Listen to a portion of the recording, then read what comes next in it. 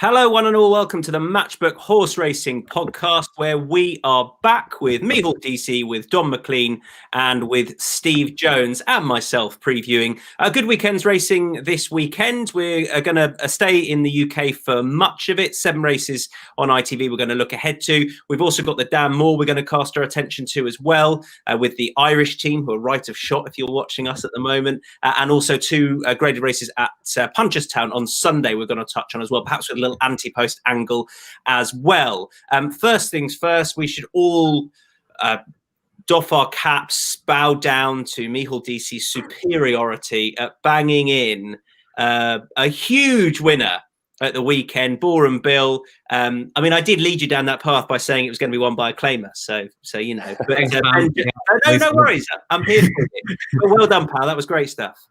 Yeah, I couldn't believe it when I saw him coming on the whole tournament, because I think he was 16.0 when I put him up, and he was matched at 85.0 just before the off a Matchbook. So he was a massive drifter, but he won so well. I was just sick watching it. I was brilliant. Delighted. No, it was a good week for everyone as well. I think we had 5 winners, 5 winning selections between the whole lot of us. So it was another good week for everyone. The point being that you didn't go back in at 80.0 or whatever. No, I didn't.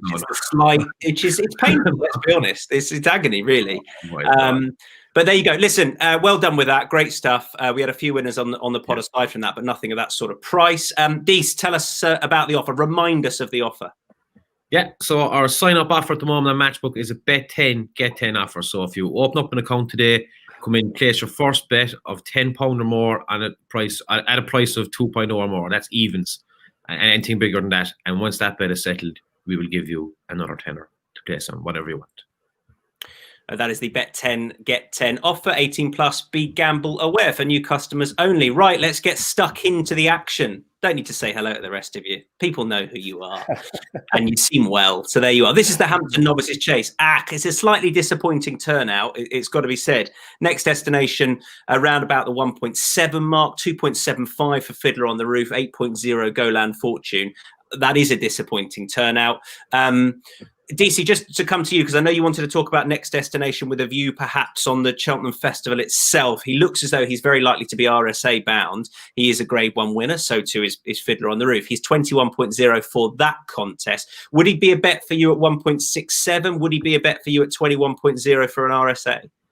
I wouldn't be backing him 1.67 because that's too short. Maybe if you're going to do some doubles and trebles and stuff, you could throw him in, but not my kind of bet. But I think he's a cracking bet for the RSA. He's about 21.0 at the moment.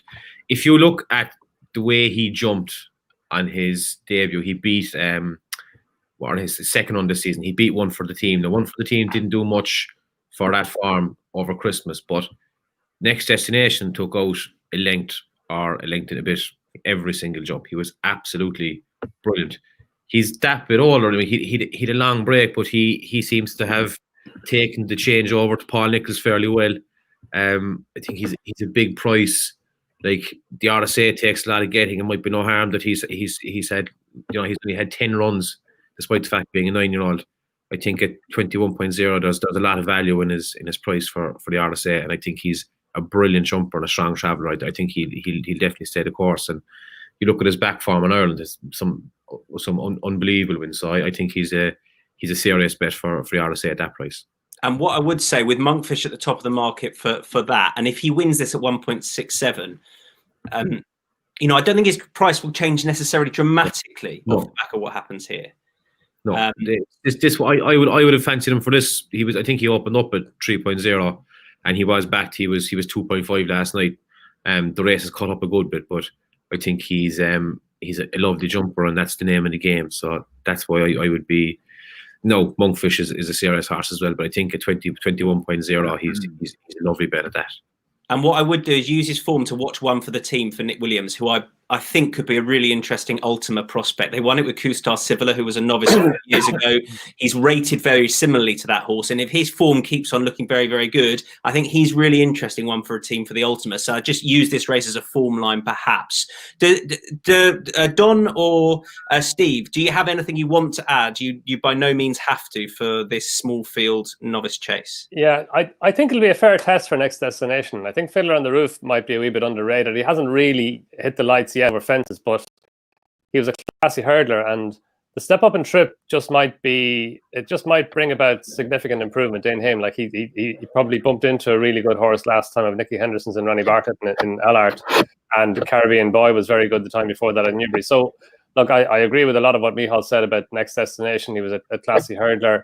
When he was at Willie Mullins, he finished third behind Sam Crow in the Ballymore, and his run the last day, there was nothing not to like about his run at Newbury. Like he started off over hurdles on his first run for Paul Nichols. That was his first run over a year, and it's over 2 years. He beat Delta Work as a hurdler as well. But I think it'll be a fair test for him. He has to give £5 as well to Fiddler on the Roof, who love the ground and who might improve for stepping up to 3 miles. For all that, it's as Micheál said, it's disappointing that it's cut up as much as it has. I think it could be a fair tussle between the two of them. Fiddler on the Roof was the closest I got to a bet, and then if he eases out to 3.0 plus, he would be interesting. I think the step up and trip might suit. I always thought he was a horse that wanted deep ground. For all he's won on good to soft this year, and he has got experience, but at the prices stand, I'm not sure. Can I just ask a betting question on Tizard horses? Is anybody concerned about the seemingly constant question marks about the form of that yard? Anyone at all? They've been in and out all season, haven't they? They see just when it seems like they're coming into form, they have 1 or 2 winners, and then 1 or 2 more disappointments, especially high-profile disappointments. So yeah, it's been just a trainer form. It's a factor, and for me, I don't know what Steve thinks, but it's been a constant niggle just in the back of your head all season, really. Yeah, you say they've been in and out. I think they're a bit like a feral cat. They're more out than in at the moment. And if you can't find a better bet than 3.0 Fiddler on the Roof, who's got stamina doubts and form doubts and the stable form doubts, I think you're struggling on a Saturday. Yeah, second that very much so. For all, if he does drift, I could be tempted in, but there you go. Right, let's kick on from the Hampton Novices Chase. We can move to Market Rasen. This is a 2-mile handicap hurdle. Read out some prices for you. Edwardstone. Even money at the moment, 2.0 for him. Oscar's leader, 5.0. Langer Dan, 5.0. Crooks Peak now with Dan Skelton, 9.0. And Roland Ward is 11.0. Edwardstone, Steve Jones, take it away. I'm struggling to speak about Edwardstone because after he ran really well. I liked him last year. I liked him a lot, and he was second to Solden Silver in very bad ground at Haydock, which I don't think he wants. I thought he ran very well in the Supreme, considering again it was soft ground. And again, when he made his reappearance, he ran a really top race, in my opinion, behind the shunter, who was very well handicapped in the Greatwood. So when he gets good ground, I thought this horse is going to be very good. I've had faith in him all along. So I showed a bit of faith and I backed him for the champion hurdle, and it hasn't stopped raining since. So it was great to see him get on some good ground at Doncaster over Christmas. But he was over fences, so that sort of put the kibosh on that. But I don't hold grudges. He's back over hurdles. It's got to be desperate ground. He will win a really good. If it came up good ground or good to soft ground in the any of the big handicaps coming up, Newbury, Cheltenham, I think he'd have a great chance. He's not even in the champion hurdle now, so I've got to let it go, haven't I? But tomorrow, even money off top weight on desperate ground in what's going to be a tactical race. I just can't bring myself to lose more money on Edwardstone. I mean, he might well win, and I think he's by far the best horse in the race. But the one down the bottom is the one I like. Oscar's leader goes very well in testing ground. Goes from the front, consistent, ran another good race behind the Cobb, who's very inconsistent, but on his day the Cobb's a good horse. And in fact, that day at Haydock, just before Christmas, he was following up a win at Utoxeter.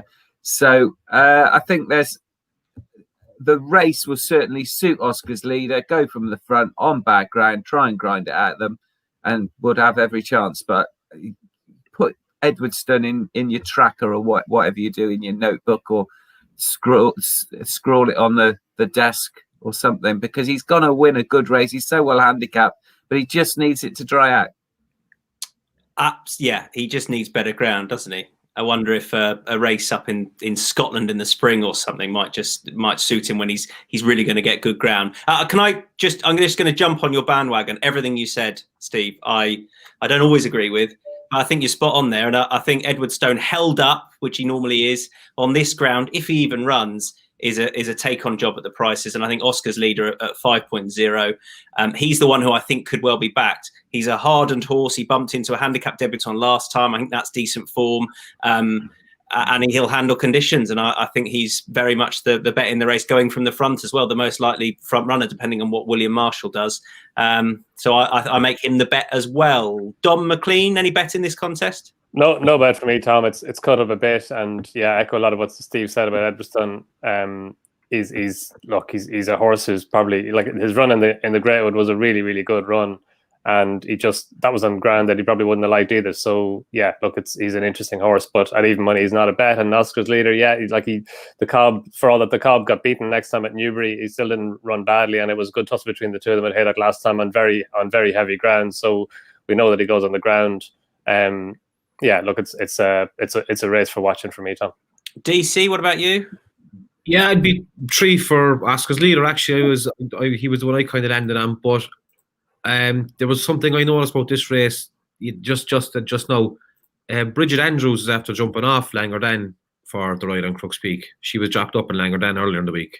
I'm fairly sure of that now. I'm not 100% sure, but she was dropped up Langardin, and William Marshall is on him, and she's after taking the ride on Crooks Peak. So that has completely thrown me off for this race. Dan Skelton has an unbelievable record at Market Rasen, so I'm no bet. Long story short. Interesting. I hadn't noticed that. I didn't see she was jocked out. I backed Crooks Peak for County Hurdle. I'm convinced he wants decent ground as well. So there you go. But that's interesting. Yeah. Fine. 2 shouts for Oscar's leader then. Jonesy following me in yet again. Let's move on to the next at Warwick. This is the Ballymore Leamington Novices Hurdle. And do you mind if I go first here, just because I've got quite a strong opinion, if that's all right, chaps? Admiral is 4.0, Make Me a Believer 4.5, Oscar Elite 5.5, JBY 8.5, Midnight River 8.5, 9.0 mint condition, then into the double figures. My relatively strong opinion is I went back 12 years, and to be completely honest, couldn't be bothered to go back any further because it made my point enough. But every single horse that's won this race has already won a race over 2 miles, 3.5 furlongs or more, and usually on testing ground. Now, I can absolutely see why Adramel is doing what he's doing, and they're going up in trip. But both Adramel and Make Me a Believer have that question to answer, and I'd just be all out against them at the top of the betting with something that has form over the trip and has form on testing ground, and that for me is Oscar Elite, having talked about the Tizard horses. But I think he looked like a really good horse, I thought, last time. And I think, 5.5, I know the form is a question mark for their horses. It's not as if they're not having any winners at all. I like the way, I know it was a small field last time, but I like the way he did it. He absolutely wants a test like this, testing ground, and it's more the fact that I can see him being supported. I can see him vying for favouritism, and I'd be surprised if he went off bigger than the 5.5. Please hurl abuse at me if he goes off at 10.0, by all means. But he ticks all those boxes. And when we are racing on heavy ground come Saturday afternoon, and the times of the first couple have been really slow, I think he'll be backed. So he's the bet for me because he ticks a lot of boxes that certainly Adramel doesn't. Up in trip on testing ground, he's got question marks to answer, and not many winners, or I don't think any winners of this have won over this sort of trip, or haven't won over this sort of trip before, and he hasn't. So that's my view. Don, come to you next. Yeah, no, I'm against Adramel, Tom, maybe for different reasons. I just thought it took him a long time to win at Haydock the last day, and the runner-up, Grumpy Charlie's been beaten since. They're putting cheek pieces on him for the first time, which is interesting, stepping up in trip. He has won a point-to-point, obviously, over 3 miles, but I just think that, track, form, and pace is very different to point-to-point. So it's not a negative that he's won a point-to-point, but he still has to do it over the trip. And I'm not sure about cheek pieces for him. Maybe they're just going to help him concentrate a bit more. I'd have narrowed it down to 2. I think Lord of Kerrak was good the last day. Utaxeter stayed on well, and the third horse that day, One Up and Chip, thought ran very well last weekend in a race in which he was very, very weak in the market beforehand. that I think it was at Wincanton, and he stayed on well to finish second. So that form has been enhanced. He's a half brother to Hell's Kitchen, Lord of Carrack, and he's a likely racehorse who could improve again. And Ollie Murphy's horses, speaking of stable form, they're just starting to come back into form. And Mint Condition is the other one. He probably has to step up a fair way on what he did last time, but he continues to improve. He's won 3 of his last 4 now over hurdles. 2 of them were at Bangor. He was beaten at Aintree behind Cateson, but he wasn't beaten far by Cateson that day at the December meeting. And at Weatherby last time, he just travelled like a very, very good horse through the race, and he quickened away well. The handicap has given him £8 for that, which is a fair hike. But he's just to me looks like an improving horse. The trip is a positive for him. He stayed on very well the last day. He won like he had plenty more left to give. Keelan Woods takes over from Lily Pinchin, which Lily Pinchin gave him a good ride the last day. Keelan Woods normally rides him, so that's probably a positive as well. And yeah, I think at about 9.0. With so much in his favour, including progression, and look, he does have to cover the handicap. It's a fair hike, £8, but I think he was worth it, and I think he's got the potential to improve beyond his mark. I've also written down Mint Condition as a second player in the race against the top 2. I completely agree with you. Perhaps more so in the place market, but again, he could just be supported if we're racing on very testing ground. Jenny Candish, we've already put up one runner of hers. She could have a big Saturday double, but she's having a great season. She's on for beating a season's, having her best ever season, I think, and she's certainly having her best ever strike rate. So I agree with that. Lord of Carrack, who you mentioned, is my horse to follow for the year, who unsurprisingly trained by Ollie Murphy. But I'm not putting him up here. So if he wins, I'll be in a right state. But I think this might just be a little bit too soon. Don't know. He's very much a staying chaser in the making. So I didn't think there was quite enough juice in his price. Jonesy. Yeah, I've already backed the first loser of the day because you went, it's 1 over 2.5 or that, and I thought he's gonna go for it. He's gonna go for Lord of Carrack, but he didn't. And I was quite pleased in many ways because I think Lord of Carrack is the one to be on. That second behind Adrimal at Sandown, he was too far back, and Adrimal just got first run on him, and that was over 2 miles. He was staying on all the time. Utoxeter, it was a performance of a real stayer who likes testing ground, and although the form doesn't add up to a huge amount, I think his price is great. I think this is a competitive race, but this is a horse that is going forward all the time. And like Don says, Ollie Murphy's hit form in the last week or so, and that is a real pointer to his chance as well. I think he's jumping can improve, but he's only had the 3 starts. He wasn't an Irish pointer or an English pointer. He wasn't in bumpers, so he's having to learn from. He's been behind the rest of them a little bit, and I think that means that he can improve quite rapidly. Again, I think I'm against Adrimal, who I've spent the last 2 weeks trying to pronounce because I couldn't pronounce him when he was down for the Tolworth. I kept calling him Admiral, but Adrimal. You want to call him Admiral, don't you? You do, yeah, you do. I certainly did 2 weeks ago, but I've got it out of my brain now. But I didn't like his jumping. I thought he made way too many mistakes, and I was against him in the Tolworth before he was a non-runner, and I want to be against him again.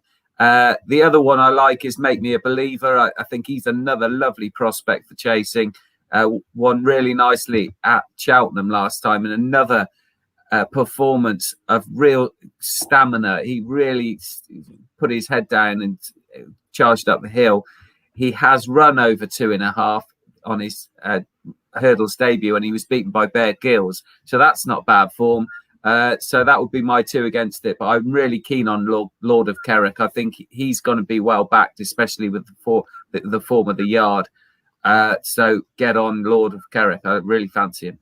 See, the great thing is if he wins, we can be like put up by Dom, put up by Steve, and Tom's horse to follow this year. So I'm just covering all bases, lads.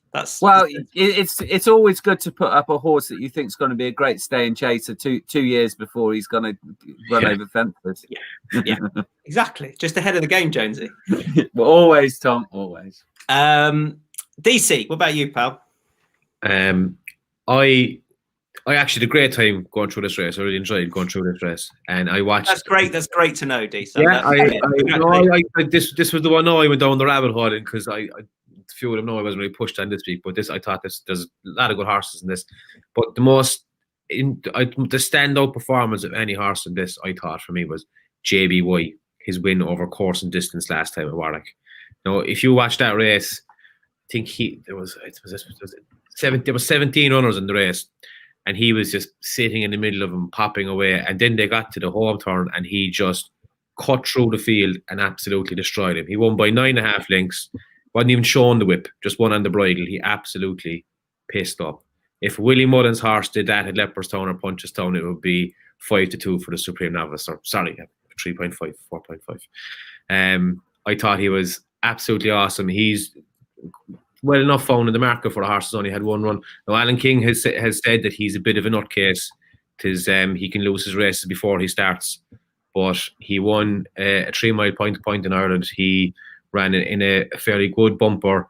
This would be his second start over hurdles. I think he could be a very good horse, and I was wildly impressed by the way he won. And then again, over course and distance and soft ground, so I think that'll be in his favour as well. So JBY at about, is he 9.0? 8.5. But you never know. Yeah. Might become the day. 9.0 for JBY. Drift. Yes, give it might be 80 point whatever. Give it 80.0 back him anyway. Yeah. So a couple of shouts for Mint Condition, a couple of shouts for Lord of Kerak, JBY, and Oscar Elite. Essentially, we're against Adrimal in that contest. So there you go. Let's move on from that back to Rasen. 2 miles, 7 furlong hurdle. This nothing for me. I'm sitting this out. Steve Jones. Yeah, I thought this was quite a tricky race. I can see why you don't want to have a bar of it, because there's some horses in here that, well, most of them have got question marks.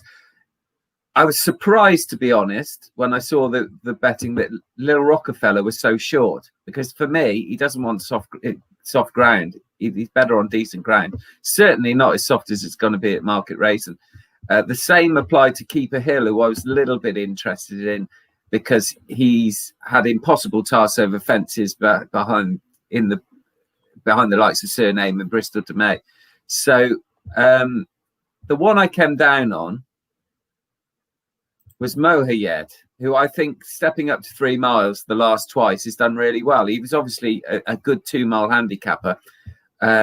He won the county hurdle, I think, 3 years ago and hasn't won since. But going up in trip seems to have rejuvenated him. He's second to, you know what I mean, Harry, in a decent handicap, a Pertemps qualifier at Aintree, and then ran a really solid race when he was probably a little bit too far back at Cheltenham in a good race behind Come On Teddy and On the Blind Side, who reopposes.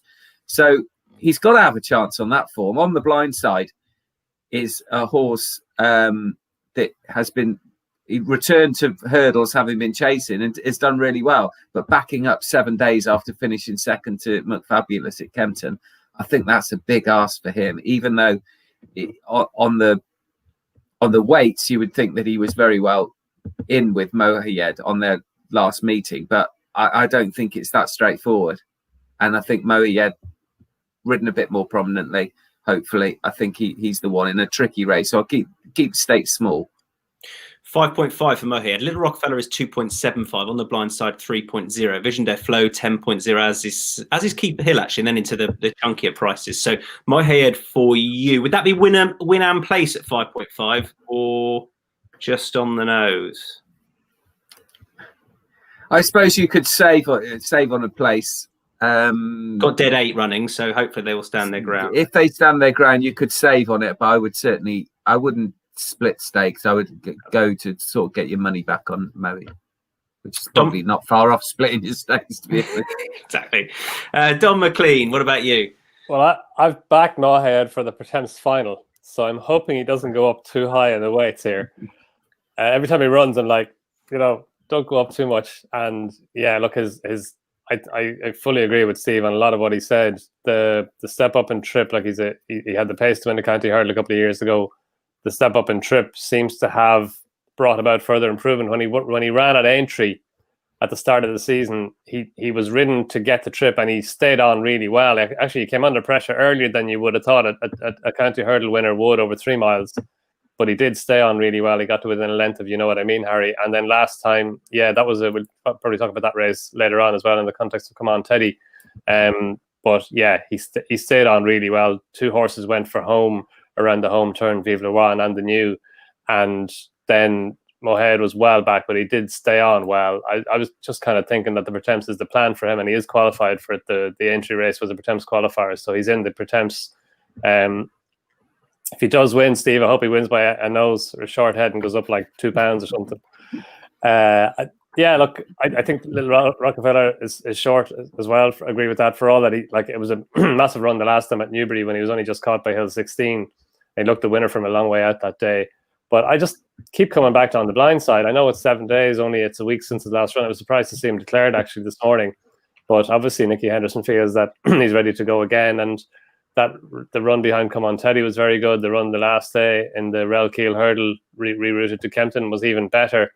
And that was 2 miles 5. So, but he's proven over the trip. So I think On the Blind Side should probably be favourite for this, and he's a wee bit overpriced for me.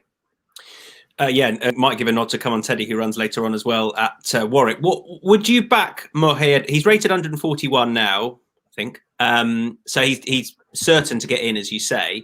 He's 21.0 for a Pertemps. Do you think that's fair enough now, Don, or would you still think there's a bit of value in that if you're looking ahead to the Pertemps? Yeah, I think there is. I'm hoping and thinking that it's the plan since the start of the season by Dan Skelton. We know how good Dan Skelton is at getting horses ready for big handicaps. I think 21.0 is more than fair about Mohead. Yeah, that's interesting. He hadn't really been on my radar, but I'm quite liking that.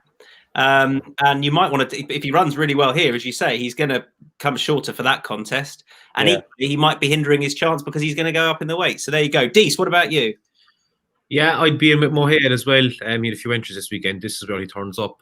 I had this race whittled down to just 3 horses. I had Mohead, Vision to Flow, and Just a Tenor. So I'm going to have a small win bet and a place bet on Just a Tenor as well. I think he's going to be about, is he 41.0? Bigger? Standby caller, because I went to the betting. I think he will handle the condition. I think this is going to be an absolute slog. This is going to be 3 miles in the mud. He will handle heavy ground. He'll handle 3 miles. And I think Tristan Davison is a serious trainer. He's well worth looking at his stats. If you blind backed all his hurdlers over the past 5 years with a tenor, you're up 250 quid. He's going to be a big price for this. I can see at least 4 of these will not enjoy the heavy ground. So if the 8 turn up, you're getting 3 places. He's a great chance of hitting the place, and he might win at massive odds. So I'd have a little saver on just tenor winning place. But I think Mohead is probably the main bet. 5.5 Mohead, just a tenor, 41.0 at the moment. I mean, you may well be pricing up a good bit on that, depending on what happens on the day. Let's kick on then to back to Warwick. We go for the Classic Chase. I love this contest. I think it's going to be a proper slog. It's a test as it is, and it should be very testing ground as well. Straight back to you, Dease. Go on, kick us off. Oh God, yeah. Did you enjoy going through this race, DC? No, I did. No. Oh. No, Jesus. I've gone for the Hollow Ginge, another 7-day turnaround. But he was in the Welsh National. He didn't complete the race. I'm okay with that. He's here again now. He's obviously race fit, and Sam Twiston Davis is back on him. And Sam Twiston Davis has a very good record with this horse. A few of his, I'm just going to get up here now again. I've got my notes. He had most of his wins and places and best runs have come with Sam Twiston Davis on his back. Now he should handle the ground. He should handle the trip. He's not carrying a huge weight because Ballyoptic is still in there. I was interested in Ballyoptic as well, but I just think carrying 11, 12, 3, like this is, you're going to need to stay 5 miles really to win this race if the ground is heavy. I think it'll be a hard on Ballyoptic, although he's significantly down in grade and has a good record once he's not in the top level races. But the Hollow Ginge, I think you're going to be getting about 21.0 for him. I would go win in place again with probably 25% on the win and 75% on the place. Yeah, bigger than that, 23.0, and you never know on the day as well. Yeah. Let me give you some of those towards the top of the betting. So 5.5 for Not a Chance, Captain Chaos is 6.0, Storm Control 6.5, 7.0 LeBroy, Late Romantic at 12.0, Walk in the Mill 13.0, then into the bigger prices. Jonesy, who takes your eye? LeBroy. I really like his chance, really strong. And there's been a few races today that I found very tricky, but I really like this one. Now, he was only fifth in this race last year, but he was ridden far too far back for me by a £7 claimer. And Keelan Woods takes over, who has been getting on well with him. He rode him last time in the Beecher Chase, and they were ridden much more prominently. In fact, they were in front for quite a lot of it, and they were in front for a long way. And I think it was 4 out. He made a bit of a shocking mistake when it really knocked him back when he was trying to sort of get away and get into a nice rhythm. And he had to then recover, and he did recover, and he was still back in front going to the second last. But then it just told in the closing stages. And he might have been a bit outspeeded as well. All he does is stay, this horse. I think if he could get into a Grand National, I could see him running well. And everything is in his favour today. They've tinkered with his wind a bit, and that's the thing. Last year, Ben Pauling's horses weren't in any sort of form at all. He almost wrote off the early part of the season. They were starting to come back in later into just before the shutdown, but I can see him running a lot better. There's reasons to expect him to run a lot better than last year. He's £8 lower than he was last year.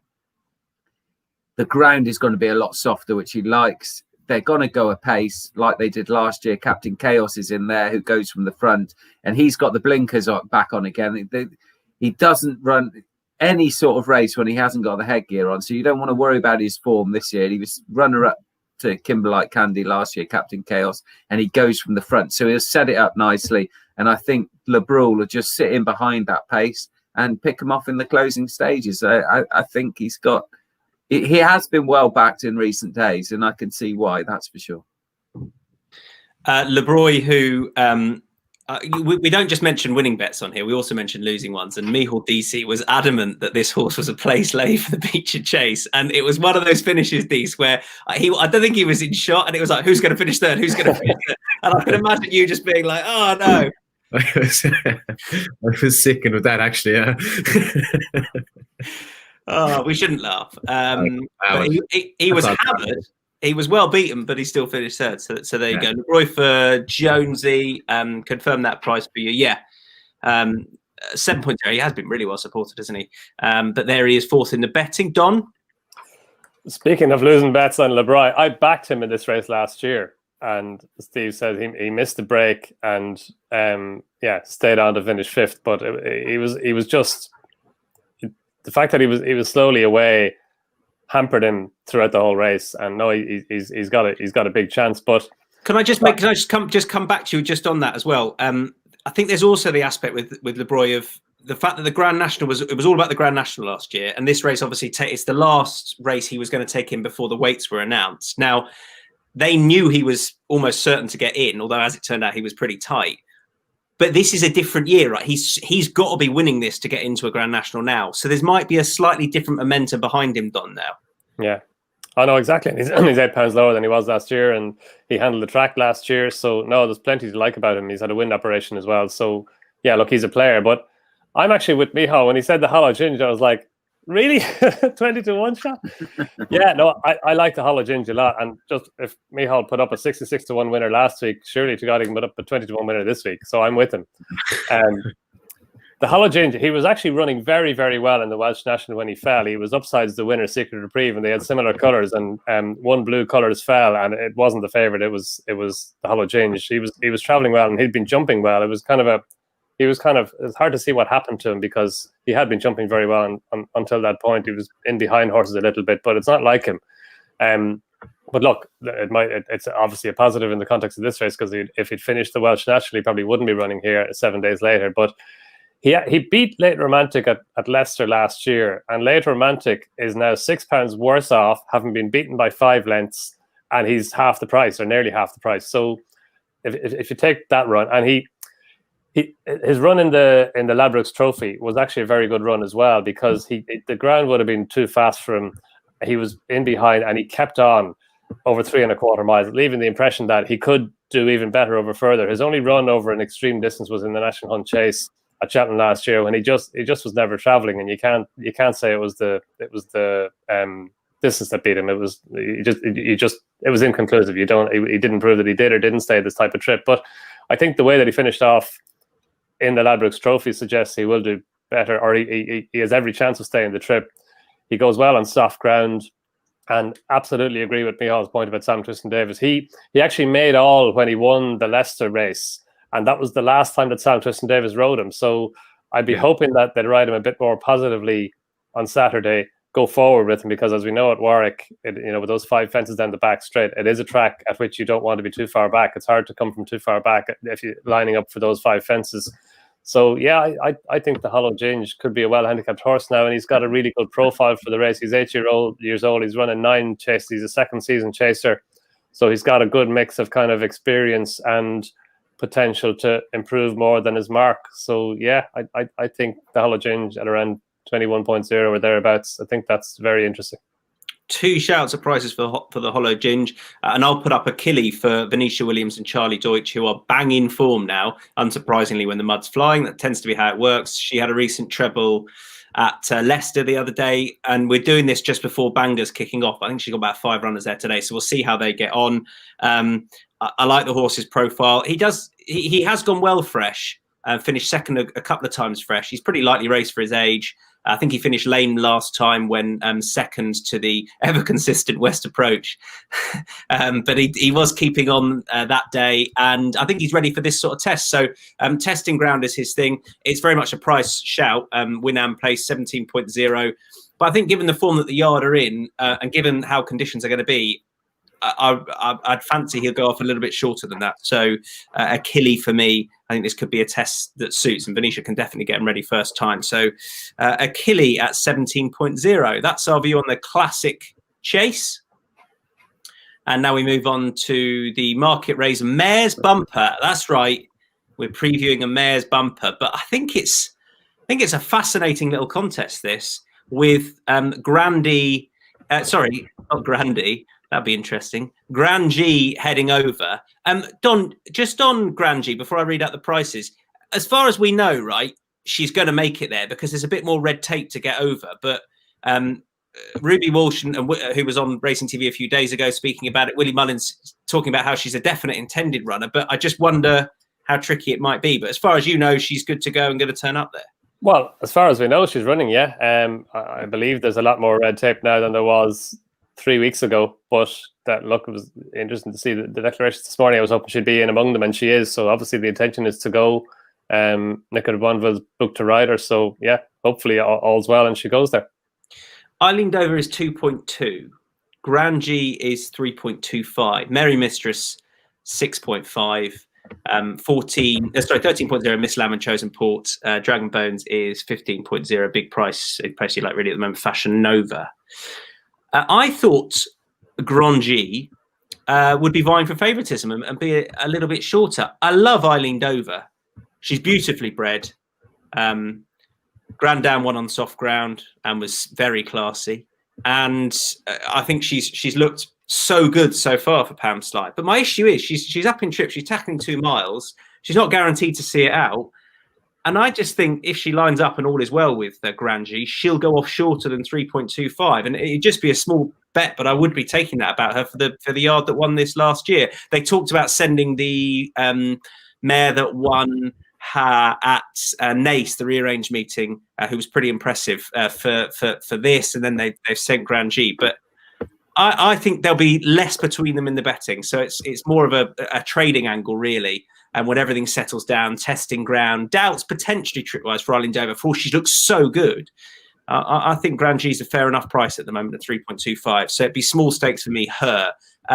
Jonesy, have you got something to add on this? Yeah, only that I thought it was worth taking the Willie Mullins horse on because I thought she would be a lot shorter than she is, to be honest. I think people get very excited over the fact that he won it last year with Panic Attack, who was obviously sold then to David Pipe, or one of David Pipe's owners.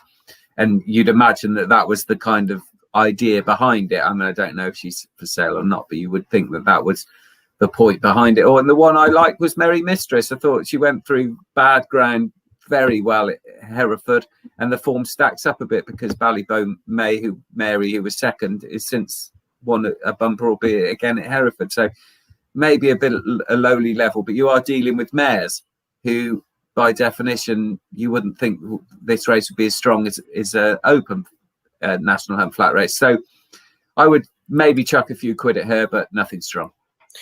Yeah, just to reiterate, I don't think necessarily that even Willie Mullins' mare should be favourite. I just think she will be, and I think they will get much closer in the betting than that. And like you, I'm surprised she is the price she is currently. So that's why it'd be a small stakes play at the moment. Dee said you've got nothing to add to this. Am I right? Oh no, I don't even have the tab open here. Great, fine, kick on. It's not on my mind at all. No, real disconnect. I like it. That's fine. And Dom, what about you? Yeah, it's not a betting race, Tom. It's a very interesting race. I think it's great that Grangie is going over. Hopefully, she everything's okay and she does get there and run. As Steve said, Panic Attack won it last year, and so the form of Grangie's Galway win isn't working out that well, but she did it very, very well. Like, she travelled really. She's small. She's a small mare, but she travelled really well for Patrick Mullins and stayed on well up Galway's Hill. Look, Market Rasen's a very different track to Galway. They're both right-handed. That's about where the similarities end. But she did look good that day, and it's just a case of by how much she's improved since then.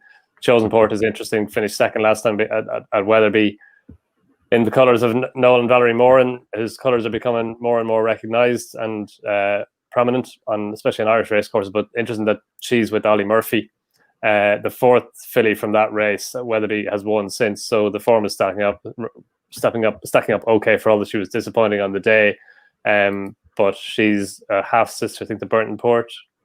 It's a very high class chase. So she's interesting, and Mary Mistress interesting as well. So yeah, it's not a betting race for me, Tom, but I think lots of different lines of form will be brought together. I think it's an interesting little contest, particularly with Pam Slysmere heading the betting currently, and we'll see if that's still the case come off time. Let's move on to the last at Warwick. This is a Pertemps qualifier, the 335. It's produced some decent Pertemps performers in the past as well. Silver Sheen would have won it last year, but didn't actually run in the end. What a great shame that was. But To Be Fair, who won it a few years ago, actually went on a few years later to finish second a couple of years ago. At the moment, prices wise, you've got Come On Teddy, who is 5.5. Potter's Corner, interesting, 8.0, as is Imperial Alcazar. Espion is 9.5, so 2 Flem Cara and Kepage, and then into the bigger prices. Go on, Don, you can lead off. Yeah, I think Kepage is interesting. I thought his run the last day was very good behind Stimulating Song and What's Up With You. It was a kind of a strange race. They didn't seem to go a great pace, and then What's Up With You kicked clear, and he looked a winner before Paddy Brennan bought Stimulating Song with his run. But Kepage just got a wee bit out pace whenever they quickened, and then stayed on well. So it was only his third run over hurdles. That was over 2 miles 5. So it looked like he would do better for a greater test of stamina, and so the step up to 3 miles or 3 miles and a furlong, I think that's a positive for him. I think Come On Teddy is the right favourite, all right. Again, he stayed on well the last day. We mentioned this race earlier on in the context of on the blind side, and Mohead finished third. He stayed on very well that day, and he's another horse who could improve from that. But I just think Kepage, there's plenty of potential upside to him, and soft ground, stepped up and trip. I think, yeah, he could be horses ahead of a handicapper in this handicap. At 9.5, and again, I'm doing it again, exactly what Don said. I can't argue with Come On Teddy being favourite, but I think Kepage is a bet at 9.5 for a yard who are having a really good season with some nice young horses. Tom Scudamore's seemingly riding. Maybe he's sitting on a better quality of horse this year that David Pipe's got, but he's riding as well as ever. Heavy Ground is very much a tick. I started out wanting to analyse the race with something that had form over the trip, but I think actually he'll be fine over the trip. He had his win done. That was his reappearance run in the race won by Stimulating Song, who actually breezed past him, but he kept on. He stuck at it. I thought looking like a horse that wanted to go over 3 miles, and he's been eased a couple of pounds. So just with that run under his belt, I thought he was particularly interesting. He used to wear a tongue tie, and then he had it taken off for the Doncaster win on Heavy Ground. Then he had it put back. So he's obviously always had the odd wind issue. I thought he finished off his race well last time. Still lightly raced, been given time to get over that. And I mean, he looks a likable Pertemps sort. And the key is, if he's going to run in that, he's going to 135. He's not certain to get in, so he's going to have to perform well here. So I'm also following in on Kepage. Jonesy. Interesting that Donn has backed one Dan Skelton horse for Pertemps, because I think this race is going to be won by another Dan Skelton horse in Ardlethan, who is coming back to hurdles from fences. Finished 6th in the Ladbrokes Trophy at Newbury. Took a fall last time at Ascot. So whether this is back for a confidence booster, but he for me, he doesn't seem to be enjoying fences all that much. So I think coming back to hurdles, we've seen it with on the blind side and various other horses, when they go back hurdling, they do look quite good. And on his hurdles form, he only ran 4 times a couple of seasons ago as a novice. And the last of those was behind Champ at Aintree in the Grade 1. But before that, he beat the Cashel Man at Uttoxeter pretty easily. And the Cashel Man is now rated in the 140s. And here we are with Ardlethan off a nice mark of 137 in a race that he is still unexposed. And I think it's a very competitive race. I can see Come On Teddy, but he was a bit keen last time, and I'm not massively in favour of horses that need to come from that far off the pace at Warwick. And Ardlethan, I would hope that he has made the running over fences, but then he has been dropped right out. You'd hope that he might settle in somewhere in midfield. And I just think he's a well-handicapped horse who is overpriced. I wouldn't get too carried away because I think it's a really competitive race, but I think he is overpriced, and he has the ability certainly to win this race at a nice price. 17.0. He's not in the betting for Pertemps, which you often get, given that he's not qualified, and this time of year that's what you find. But so you're on a hiding to nothing if you fancy him for that, because if he wins this nicely, he'll get in weight wise, and he won't be such a fancy price. But he's on your radar for that contest, is he? Not really. Okay. I'd rather have a bird in the hand at this stage than 2 dozen in the bush. Because I mean, what did you say was 17.0? Yeah. I mean, I don't want to go showboating and trying to win a fortune at Cheltenham and see him finish at 17th or something. I'm going to back him tomorrow and then decide what I do. You're in the hand man, not a bush man. Fair enough. Well, my anti-post bets for Saturday are already looking bad for the festival with Edwardstone. So I'm not going to.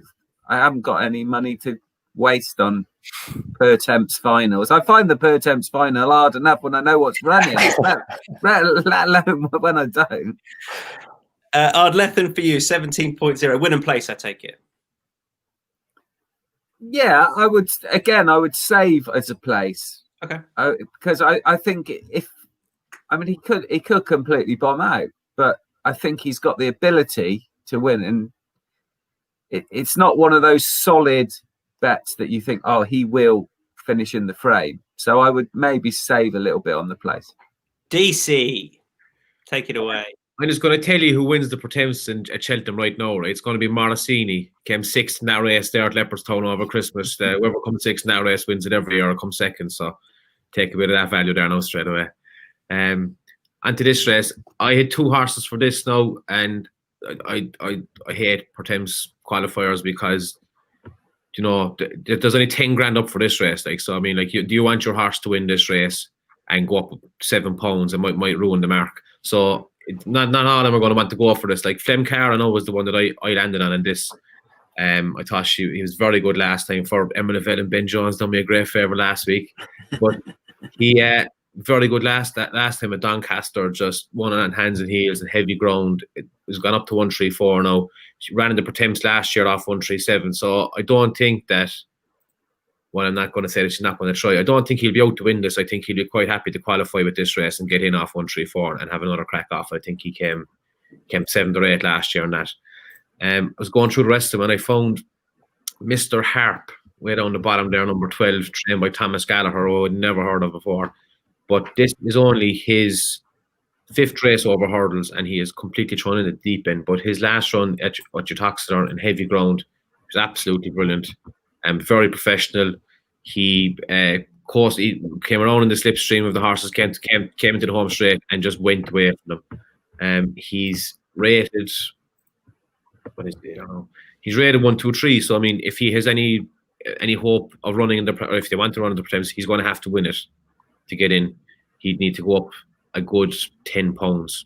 So he's gonna have to bolt it. Yeah, he's about 11.0. I would have a win bet on him, and I would have a little place bet on Flemcara.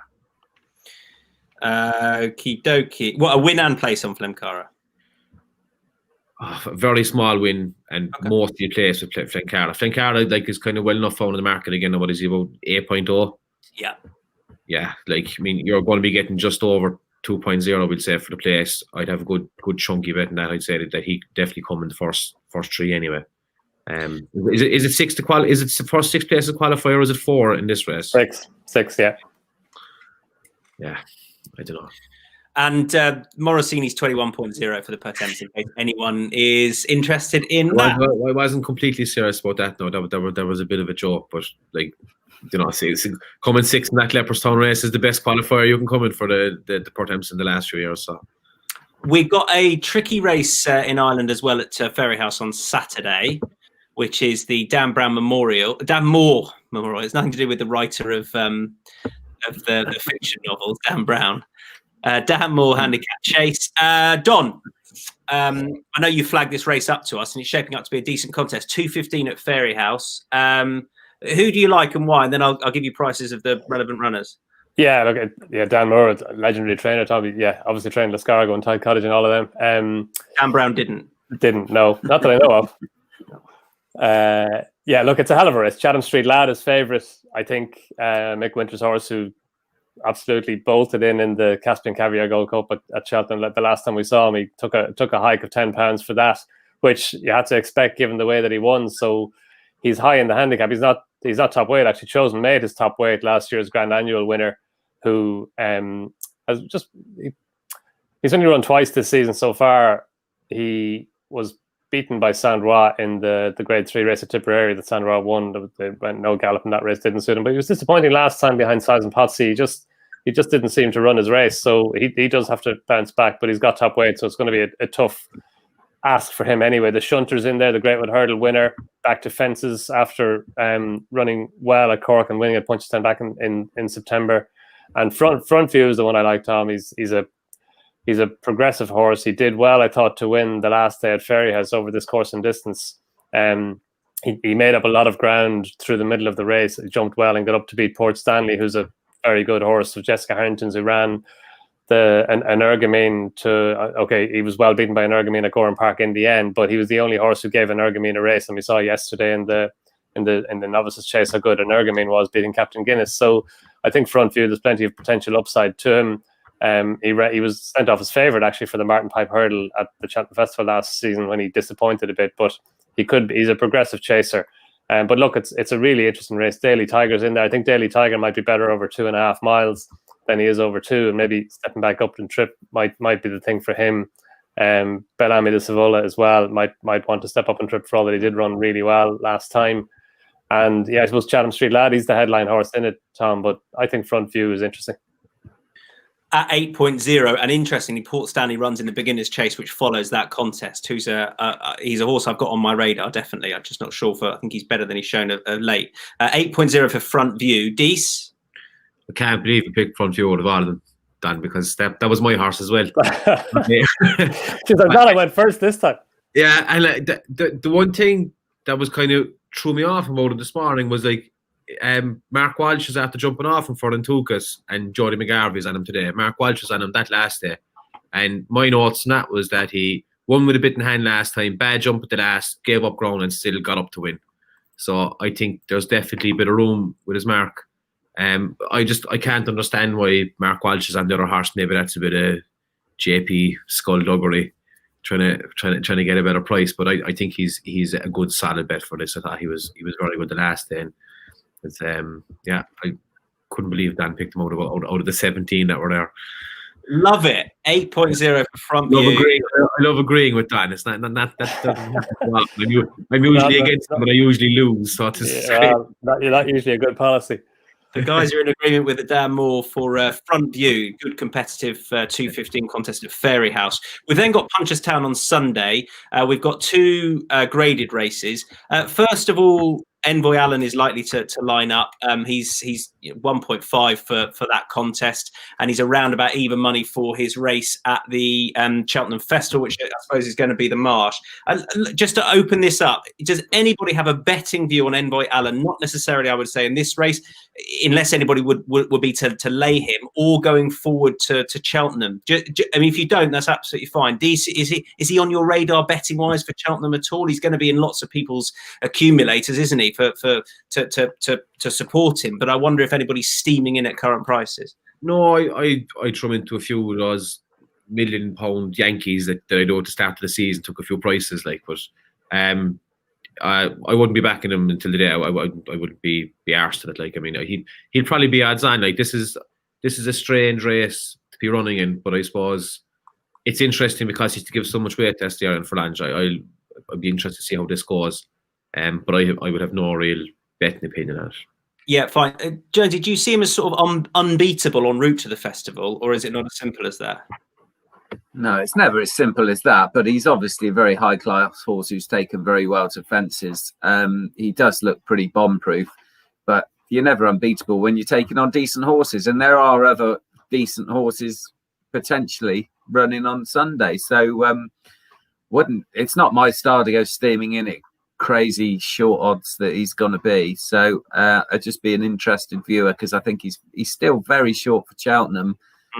I think he can't go much shorter for Cheltenham, surely, even if he bolts up again on Sunday. No, and there have been some interesting novice winners of late where I wonder where exactly they're going to go. And Ergamine was one of those. I think he's going to go for an Arkle. So there you go. Don, the Moscow Flyer, by all means, come back on Envoy Allen if you want to, but the Moscow Flyer as well. Your views on that's a little bit more open. Yeah, just on Envoy Allen. Look, I don't think you can do anything with him from a betting perspective. I can't anyway because he's out there and he's fashionable and he's brilliant. For all that, he does have to give a significant chunk of weight to Styrian Furlange, who he's very good. We know he has to go right-handed. He's going right-handed. He was travelling very well in the Matchbook race at Limerick last time when he came down, the one that Colreevy won, stable companion, and Andy Dufresne's in there as well.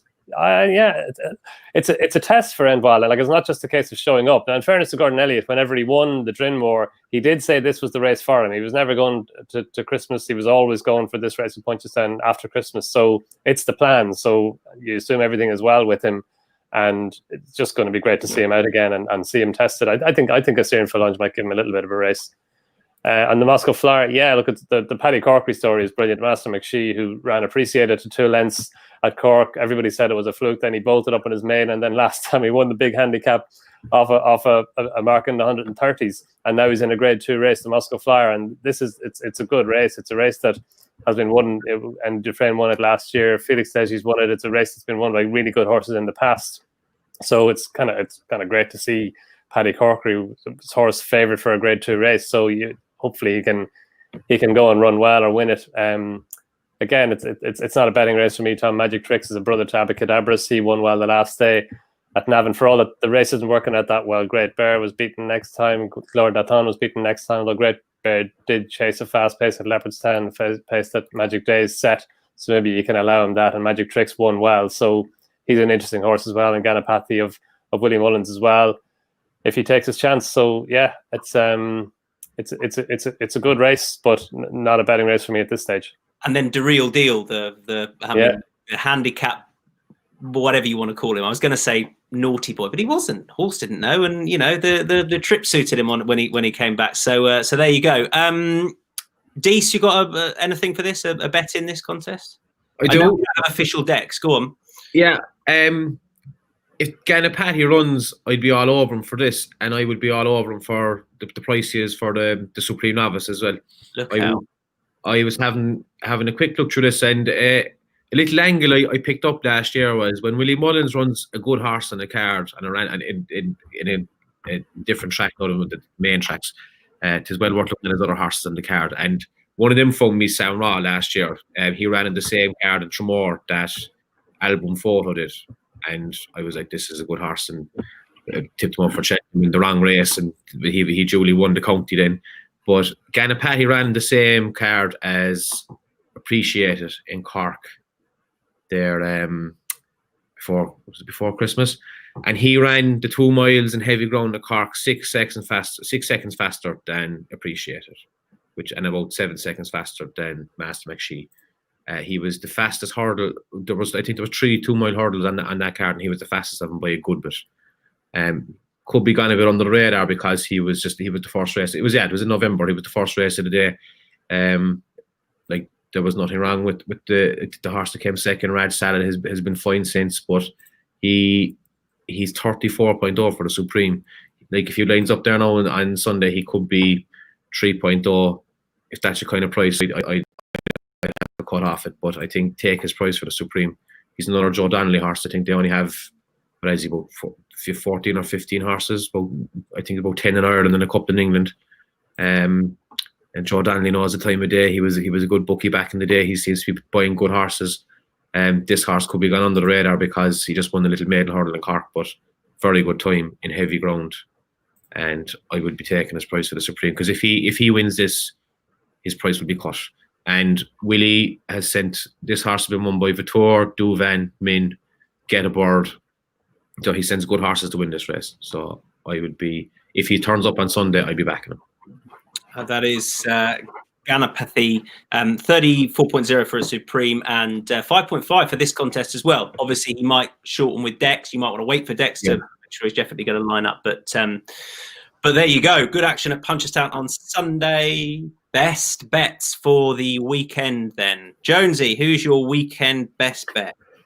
I'm going to steal your thunder and go for Ollie Murphy's Lord of Kerach in the 2:25 novice hurdle, Leamington novice hurdle at Warwick. Jonesy, who was obviously watching our National Hunt season preview when I put him up as my horse to follow. Good man. Don. I think I'll stick with the Hollow Change, Tom. I think at the price. Were you going to go for that, Micheál? Sorry. It's all right. He's only a third of the price that Micheál's winner was last weekend. But I just think at around anything bigger than 20-1, than 21.0 thereabouts. It's a pity there aren't 16 runners or more, which is surprising how much it's cut up because there were 22 entries. But that means you're getting a bigger price in the place market on Matchbook for the first 3 for your place bet. So it's not necessarily that bad a thing. So I just think, I think he's under the radar. I think that the switch to soft ground would suit him. His run in the Ladbrokes Trophy was very good. He was running really well in the Welsh National at a big price when he came down. And his form with Late Romantic at Leicester last year suggests he should be a shorter price than Late Romantic. So I think he's a bit under the radar. Dees. Jesus, Don. Sorry. You're okay. I'm going to put up the Hollow Change as well. He was my best bet. I'm going to be struggling for a different one that I'd be very solid and saw the Hollow Change win and place for all the reasons Dan said. And I'm going to go for Capage win and place as well in that Pertemps qualifier. Capage win and place. There we go. We're done. Feaster racing this weekend. If Dees or anyone bangs in another 80.0 winner, then happy days. We can retire. Thanks very much. Thanks, lads. Don, cheers. Jonesy, thank you very much indeed. That's it for the Thanks a million podcast this weekend, and we'll catch you again soon. Best of luck.